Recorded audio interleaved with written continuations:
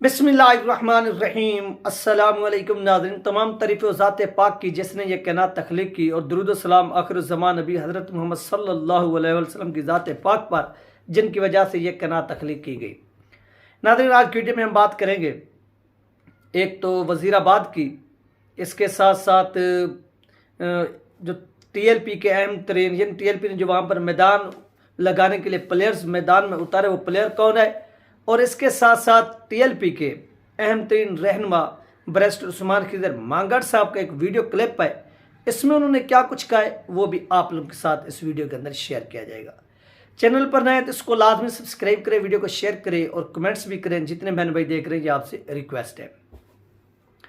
सबसे पहली बात नाज़रीन कि TLP के जो मरकज़ी रहनुमा है बैरिस्टर उस्मान खिज़र मांगड़ साहब, इनका जो बयान है वो एक सियासी नहीं है बल्कि वो एक बिज़नेस के हवाले से है। जो लोग बेरोज़गार है, रोज़गार की तलाश में है, रोज़गार हासिल करना चाहते हैं, उनके लिए उन्होंने एक नया जो है ना ऐसे समझ लें कि मौक़े फ़राहम किए हैं जिसमें आप क्या अपना वक्त सर्फ करके बहुत अच्छी जो है इनकम कमा सकते हैं, यानी रोज़गार हासिल कर सकते हैं। ये उन्होंने ऐसे समझ लें कि बहुत अच्छा इकदाम उठाया है और इस पर उनकी जितनी भी तारीफ़ की जाए, अप्रिशिएट किया जाए वो काम है। आप देखें कि महंगाई के इस दौर में जब कहीं से कुछ भी नज़र नहीं आ रहा, तो इस वक्त भी TLP के कुछ ऐसे लोग मौजूद हैं जो क्या कर रहे हैं कि इस मुश्किल वक्त में भी लोगों के लिए रोज़गार के जो मौक़े हैं वो फराहम कर रहे हैं अपनी मदद आपके तहत। तो ये एक ऐसे समझ लें कि TLP की एक बहुत बड़ी क्या है खुशकिस्मती है, और उन लोगों की खुशकिस्मती है कि जिन लोगों को ये अजीम लोग मिले हुए हैं। तो आइए सबसे पहले आपको बैरिस्टर साहब का ये वीडियो बयान सुनवाते, फिर इसके ऊपर बाद में बात करते हैं। अस्सलाम वालेकुम पीपल। बहुत सारी इंक्वायरी आती थी, बहुत सारे लोग कहते थे, फ्रेंड सर्कल में कहते थे, जो मेरी पार्टी से एफिलिएटेड हैं वो लोग कहते थे, और जितने भी आपके सोशल सर्कल में लोग होते हैं, एक बड़ी कॉमन बात सुनने को मिलती है कि सर अनएम्प्लॉयड हूँ, कोई नौकरी नहीं है, कोई जॉब नहीं है, घर का ख़र्चा चलाना है और ज़िम्मेदारियाँ हैं। तो इन सारी चीज़ों को देखते हुए मैंने एक पार्टनरशिप इनिशिएटिव स्टार्ट की है। मैंने एक कंपनी बनाई है अपनी यूके ऑटोमोटिव्स के नाम से, जो कि गाड़ियों की सेल परचेज़ का काम करती है और एक बड़े एक्सटेंसिव लेवल पे काम करती है। तो ये जो एक बात सुनने को मिलती थी कि अनएम्प्लॉयमेंट है और हम अपना काम करना चाहते हैं, काम है कोई नहीं है, तो मैं by the विर्चू of this video आज आपको इनविटेशन देता हूँ कि आप आएँ, मेरी कंपनी को ज्वाइन करें। कोई इन्वेस्टमेंट करने की ज़रूरत नहीं है, कोई पैसा लगाने की ज़रूरत नहीं है, कोई किसी चीज़ की ज़रूरत नहीं है। आप हमारे फेसबुक पेज को ज्वाइन करें, आप हमारे इंस्टा पेज को ज्वाइन करें, आप हमारे व्हाट्सएप ग्रुप्स को ज्वाइन करें, आप हमारे टिकटॉक अकाउंट को ज्वाइन करें। वहाँ पे गाड़ियाँ हम अपडेट करते हैं, जो हम गाड़ियाँ ख़रीद रहे होते हैं, और उन गाड़ियों की तमाम डिटेल्स वहाँ पे दी जाती हैं। आप उन डिटेल्स को उठाएं, उन गाड़ियों की पिक्चर्स को उठाएं, उन वीडियोस को उठाएं, अपने व्हाट्सएप स्टेटस पे लगाएं, अपने तमाम सोशल जो सर्कल है उसमें स्प्रेड करें। और अगर आप उसका कोई कस्टमर ढूंढ लेते हैं तो हम आपके साथ एज अ पार्टनर काम करेंगे। हम आपको उसका प्रॉपर जितना एक शोरूम का कमीशन होता है, हम आपको उतना उसका कमीशन देंगे उस गाड़ी को सेल करने का। तो ये एक इनिशिएटिव हमने लिया है। आप इस इनिशिएटिव में हमारे साथ शामिल हों, आप हमारे साथ काम करें। और ये सिर्फ गाड़ी बेचने की हद तक नहीं है। आपके पास कोई अच्छी गाड़ी है जो इन्वेस्टमेंट रेट पे है, जिसमें आपको लगे कि हम उसको ख़रीद के, हम उसको ठीक करवा के, या उसको थोड़ा हम टिप टॉप करके हम उस गाड़ी को सेल करके कोई प्रॉफिट अर्न कर सकते हैं, तो आप वो गाड़ी भी हमें रेफ़र करें। हम उस गाड़ी को ख़रीदेंगे भी और हम उसको ख़रीदने का आपको कमीशन भी देंगे, उस गाड़ी का भी देंगे। सो दिस इज़ हाउ हम मिल के ग्रो करेंगे और हम एक बड़ी कंपनी बन के सामने आएंगे। एक दूसरे की हेल्प भी कर रहे होंगे, और इस तरीके से हम जो है एक बिज़नेस भी मिल के कर रहे होंगे, और हम इंटरकनेक्टेड भी होंगे, एक दूसरे के साथ कनेक्टेड भी होंगे। तो पता नहीं जब हम इतने सारे लोग मिल के काम कर रहे हैं, अल्लाह ताला किसके नसीब का रिज़्क जो है वो किसको किस वक्त दे देगा।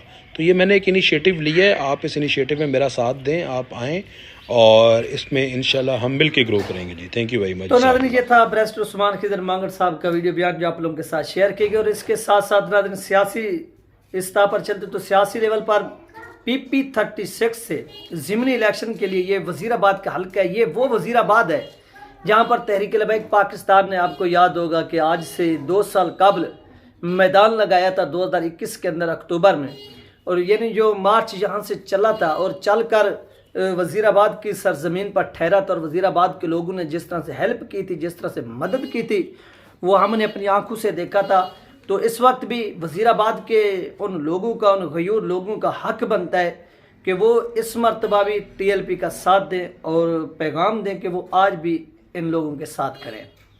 इस पर नाज़रीन कैंडिडेट कौन सा है जिसको TLP ने मैदान में उतारा है, वो भी आप सुन लें। तहरीक लबैक पाकिस्तान के नामजद उम्मीदवार बसीरत अली चिश्ती साहब जो हैं, इन्होंने सैकड़ों साथियों समेत कागजात नामजदगी जो है ये जमा करवा दिए हैं।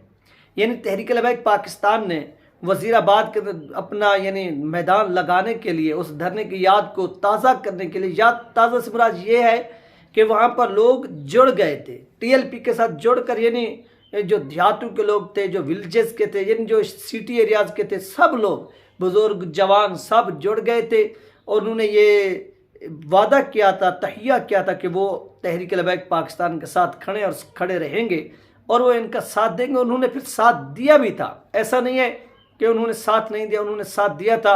और पूरे पाकिस्तान ने देखा था कि उस साथ के नतीजे में हुकूमत ने घुटने टेके थे और TLP की जो बात थी उसको क्या किया था, एक्सेप्ट किया था, उसको माना था। ये हमने अपनी आंखों से देखा था। इसके बाद नाज़रीन यहाँ पर TLP कामयाब लौटी थी और अब यानी ये जो ज़िमनी इलेक्शन हो रहा है, इस यहाँ पर जो सीट थी इसको छोड़ा गया है और इसमें तहरीक लबैक पाकिस्तान ने मुशावरत करके बसीरत अली चिश्ती साहब को मैदान में उतारा है और इनके मद्दे मुकाबले जो दीगर हैं उनमें से फ़ियाज़ हुसैन, अदनान, फैसल चट्टा और इसके साथ साथ हसन इजाज़ साहब जो हैं ये इनके मद्दे मुकाबले, जिसमें यानी तहरीक इंसाफ हो गई, नून लीग हो गई, पीपल पार्टी हो गई, ये लोग जो है ये शामिल है। अब तहरीक इंसाफ भी जमात का यानी हुकूमत का हिस्सा नहीं है। हुकूमत का हिस्सा कौन सी पार्टी है? काफ लीग भी हुकूमत का हिस्सा हो गई और इसके साथ साथ पाकिस्तान मुस्लिम लीग नून भी हुकूमत है और इसके साथ साथ पीपल पार्टी, यानी ये जो 3-4 हुकूमती ज्वाइंट हुकूमत कर रहे हैं, इन्होंने फैसला किया कि इन्होंने मुकाबला करना है। किन का मुकाबला करना है? TLP का मुकाबला करना है और तहरीक इंसाफ का मुकाबला करना है। यहाँ पर देखा जाए तो तहरीक इंसाफ के मद्दे मुकाबले तहरीक लबैक पाकिस्तान को काफ़ी एज हासिल है इस सरजमीन पर, क्योंकि यहाँ पर TLP पहले मैदान जो है ना वो सजा चुकी है, मैदान लगा चुकी है। अब बहुत से लोग पूछेंगे कि वो कैसे? वो नाज़रीन ऐसे कि यहाँ पर TLP ऑलरेडी ही अपना जो सिक्का है वो पहले मनवा चुकी है। यहाँ से TLP ऑलरेडी पहले फतह एक हासिल कर चुकी है और तारीख यानी एक रकम कर चुकी है। अगेन ये यहाँ पर जो तारीख है वो फतह ऐसे में तारीख रकम कर सकते हैं, दोबारा जो फतह है वो हासिल कर सकते हैं। इनके इसके लिए इनको यहाँ पर जो है वो एक जदोजहद करनी पड़ेगी, एक स्ट्रगल करनी पड़ेगी और स्ट्रगल के नतीजे में ये यहाँ से कामयाब हो सकते हैं। अब बाकी वो मैंने डंडा बरदार जो फोर्स है जो डंडा उठाने के लिए तैयार खड़ी है उसका भी थोड़ा जिक्र करना है।